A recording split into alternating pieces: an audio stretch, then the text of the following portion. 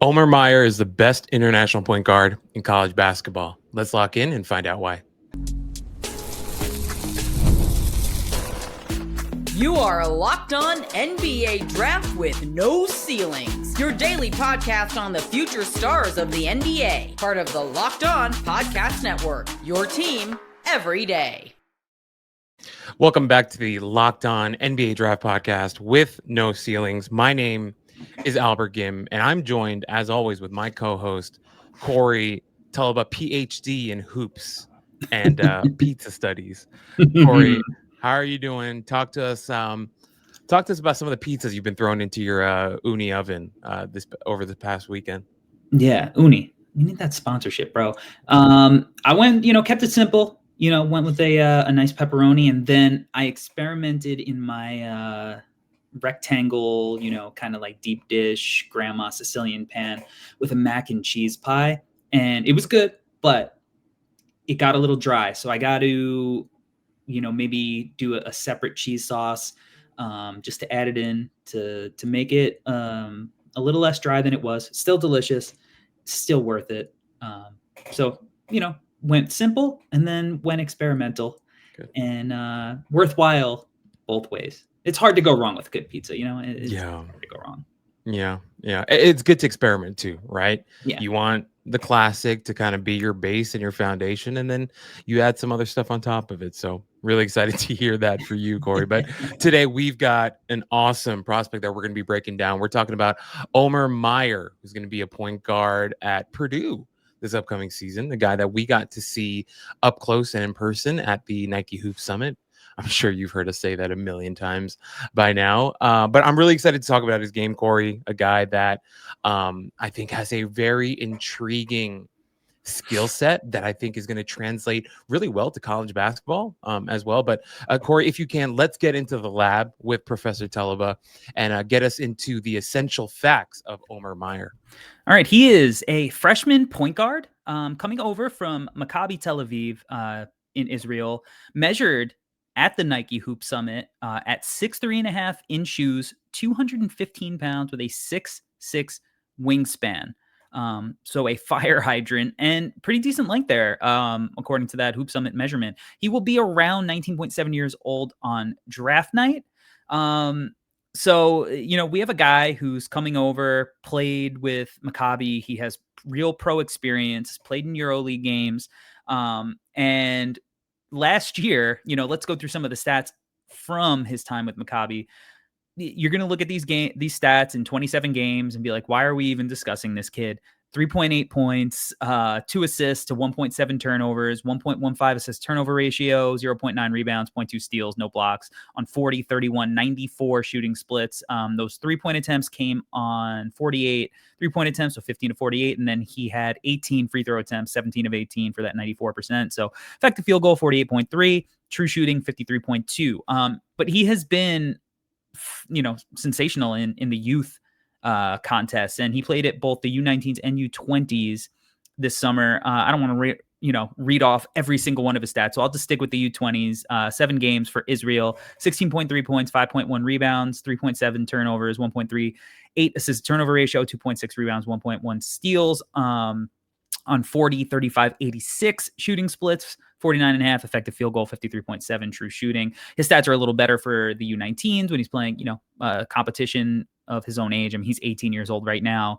As of those competitions, he'll be turning 19 in October. So, this is a kid who is really talented. And he caught my eye the first time at the U18s, not last summer, the summer before, playing with Ben Saraf. And, obviously Saraf was the guy. He was the man who popped, and rightfully so. But to me, Mayer was right there with him. He had multiple 30-point games, made some really awesome, slick reads. And I was like, all right, but he looks kind of like a slim, shorter point guard. And then, when we saw him at the Nike Hoop Summit in person, we were like, yo, this kid is a brick house. Like, he is solid.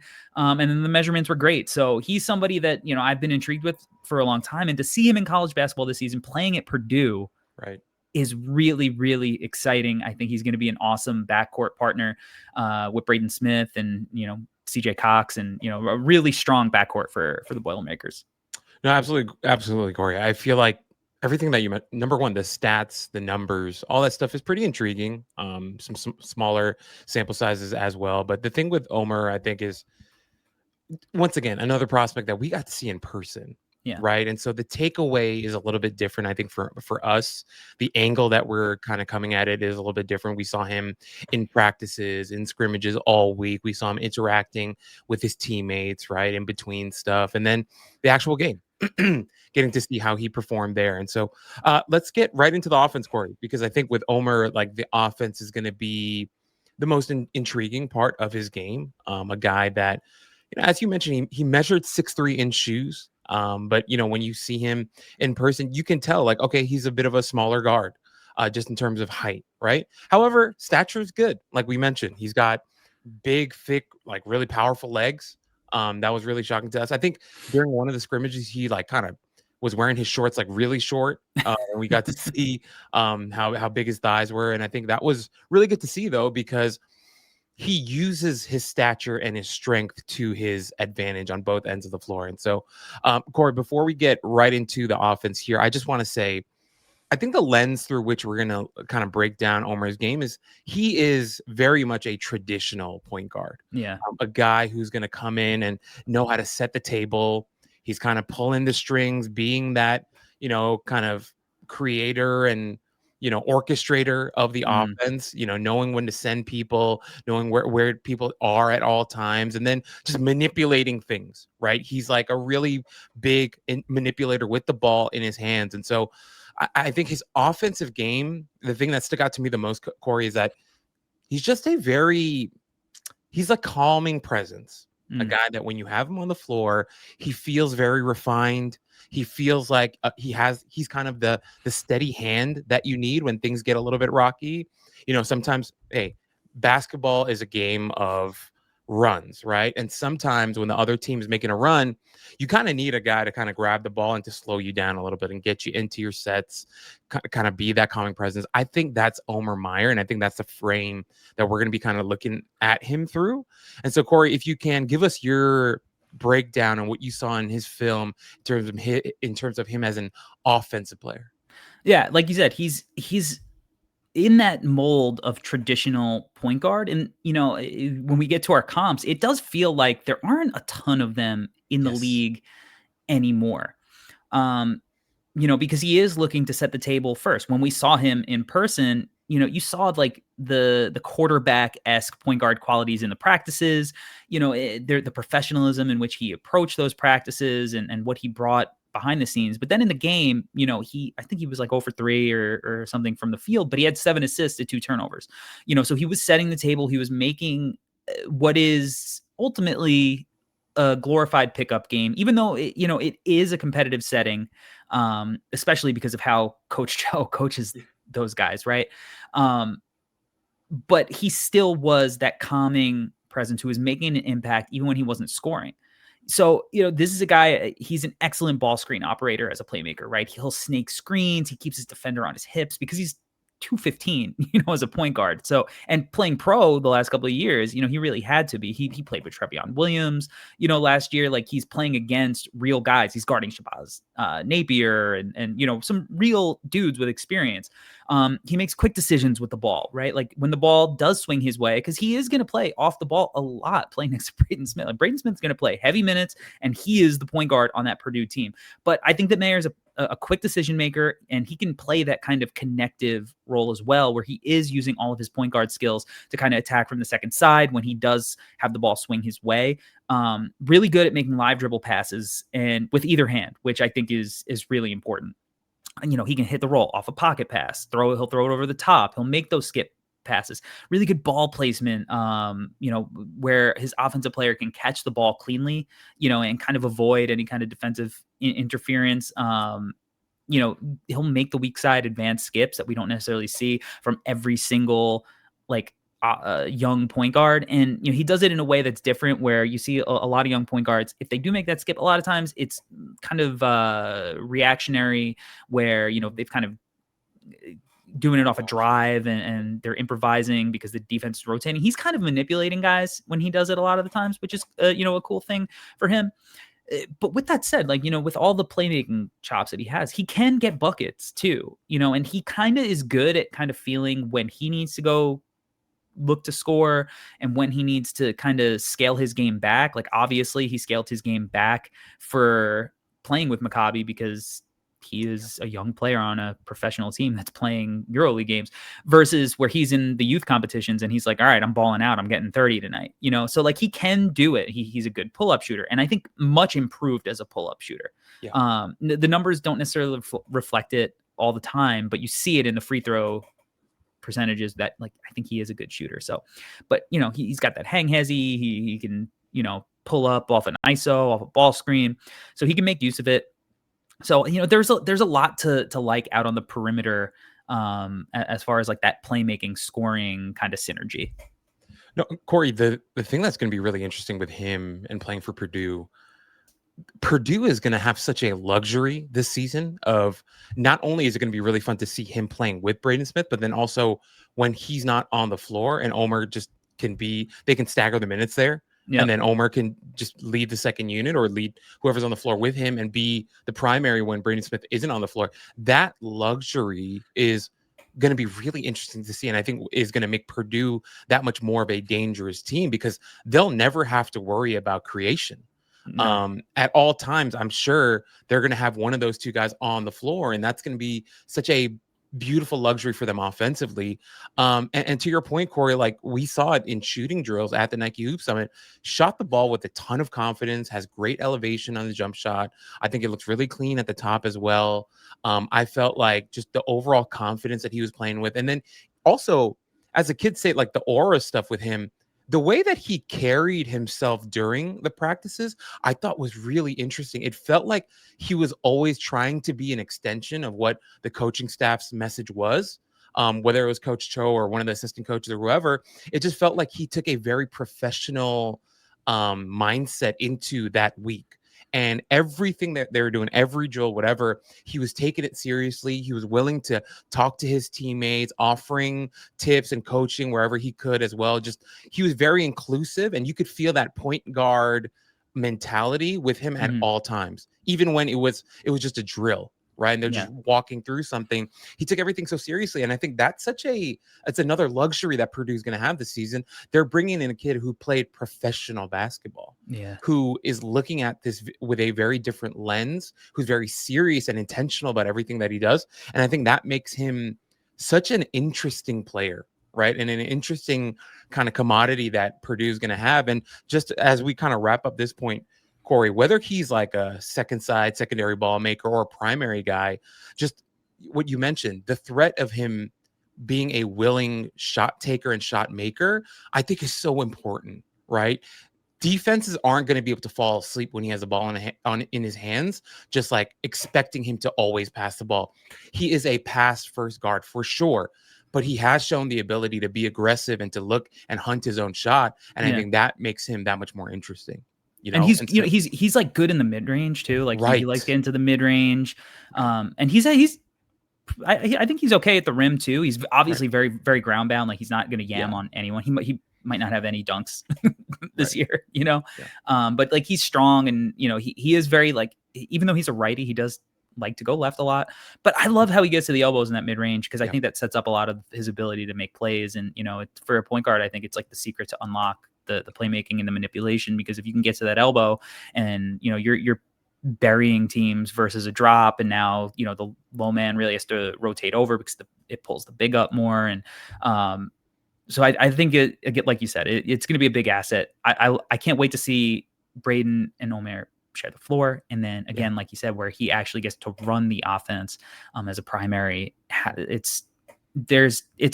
be hard pressed to find a backcourt that is more pure point guard wired than what Purdue will have this college basketball season. Corey, we've seen Chris Paul do it for almost 2 decades, right? His ability to pull up and to operate in that space and to play the cat and mouse game off of ball screens. Like that type of ability and nuance is so effective, even in the modern game where it's not emphasized as much. So Absolutely love it. And Corey, as great as he is on the offensive side of the ball, Omer also has a little bit to offer on the defensive side of the ball, and we'll get right into that after this break.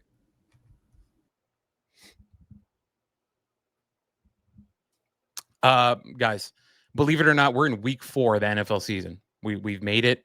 It's a really exciting time, and FanDuel is making sure that you're ready for kickoff every week with a can't miss offer. Right now, new customers can bet just $5, and if your bet wins, you'll get $300 in bonus bets to use across the app.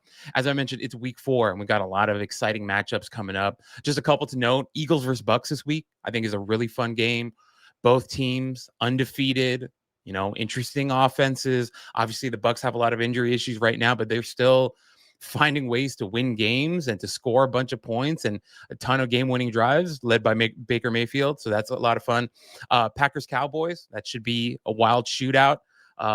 Guys like, maybe you take a prop bet on a guy like Jake Ferguson, who had like 13 targets on Sunday, had 12 catches, right? Maybe you take a bet on him for receptions. George Pickens might do some damage with CeeDee Lamb being out.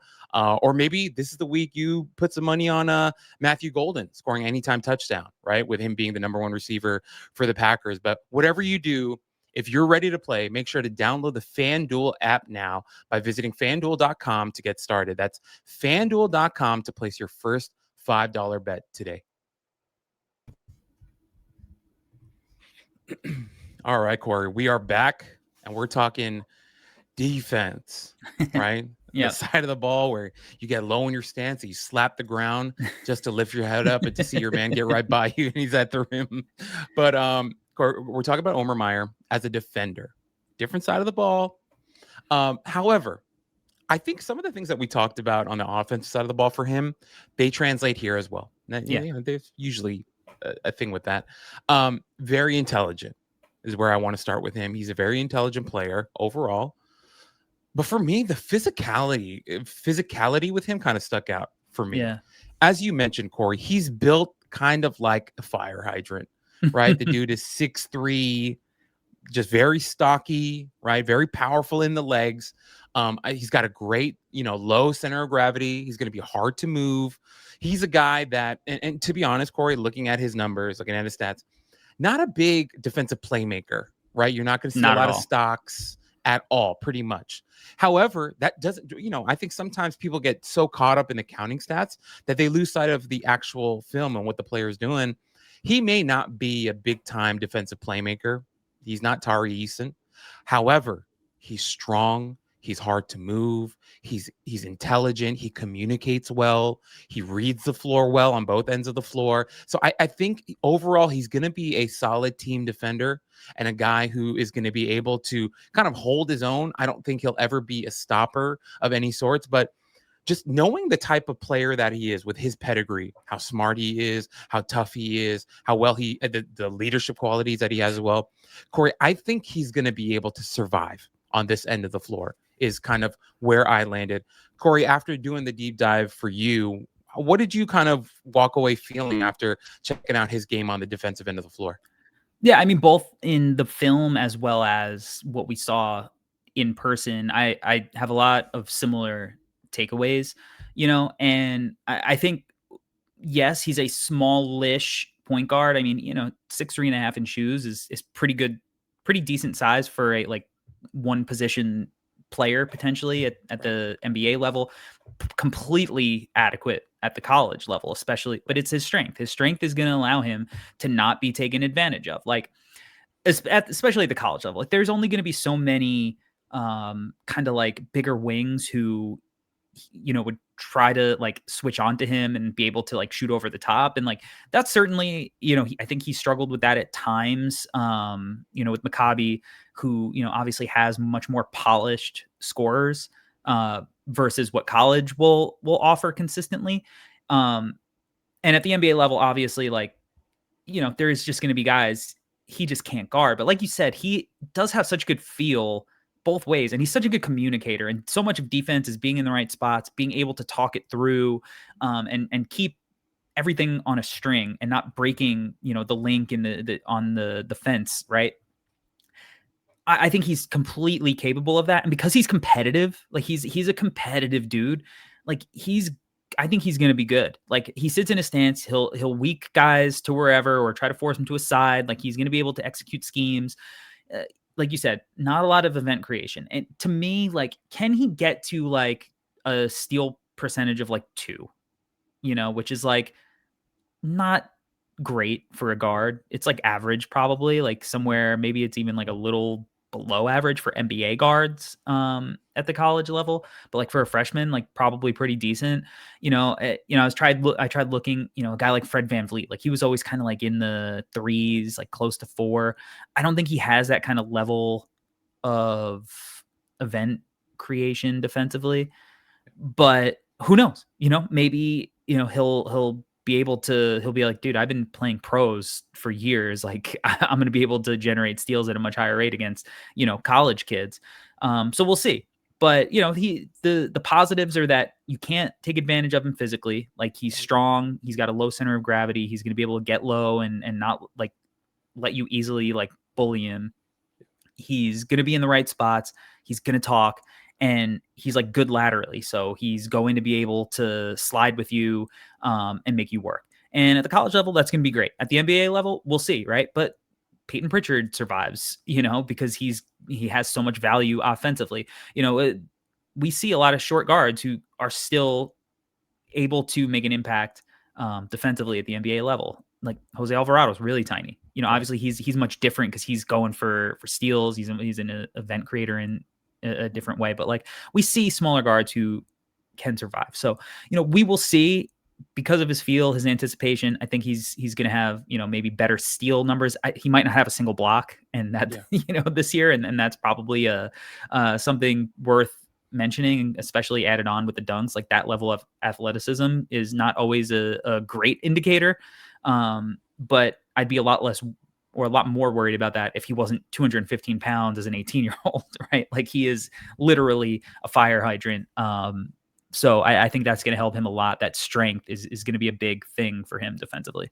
No, absolutely, Corey. I mean, if Purdue grabbed him thinking that he was going to be a rim protector and blocking shots for them a ton, they've definitely missed the mark there. He just won't be that at all. But one of the points that you made, Corey, that I really enjoy, that I think I resonate with him, big time competitor, just a guy who takes it seriously. We mentioned once again, like the mentality that he had at Hoop Summit, like you could feel it. He cares about the right things. And I think to your point, 6'3" is not tiny.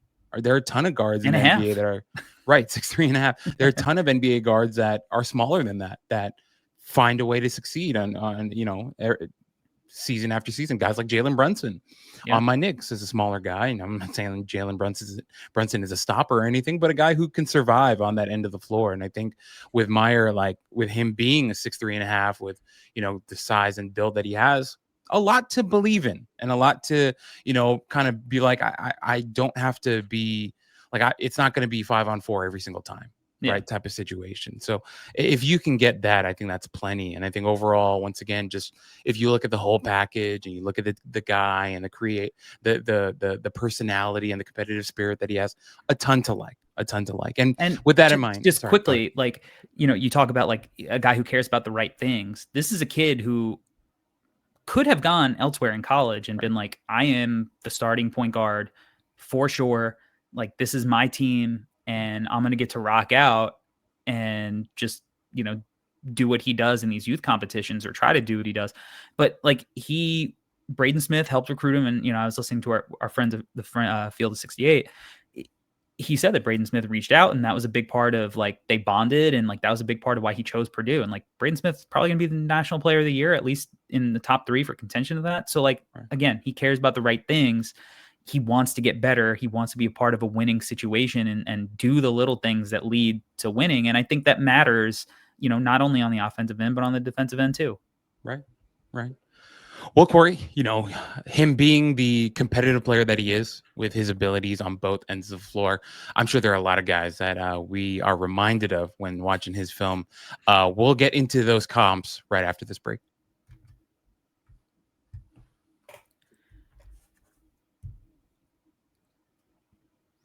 All right, we are back, and we're talking about some comps for Omer Mayer, who's going to be at Purdue. Um, Corey, I think when we get to these smaller guards that play the way that he does, we get kind of limited, right? In Yeah, the types of guys that we can comp him to. However, I think I have some interesting guys. I have some ceiling guys, some floor guys. But Corey, if you can share with us some of your comps for Omer Mayer. All right. I honestly, I had such a hard time with NBA comps for him, which people don't always value NBA comps.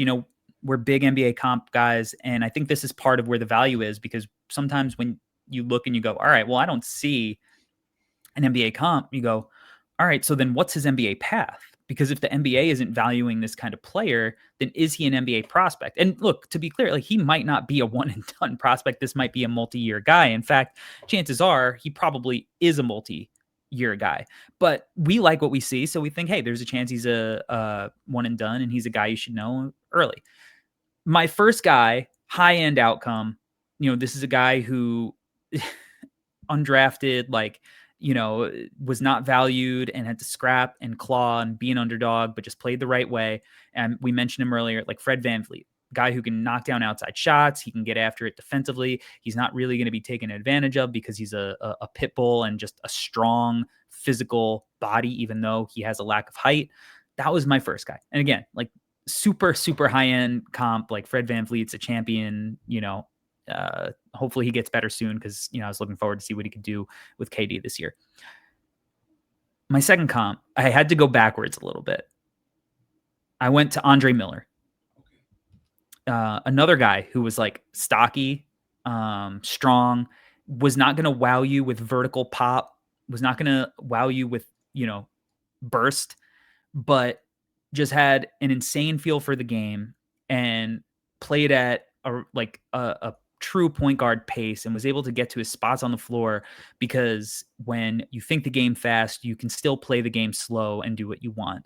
And he was kind of like the embodiment of that. And then like my lower end comp, because Andre Miller played in the NBA for 1,000 years, Chris Duhon, who, had a solid NBA career.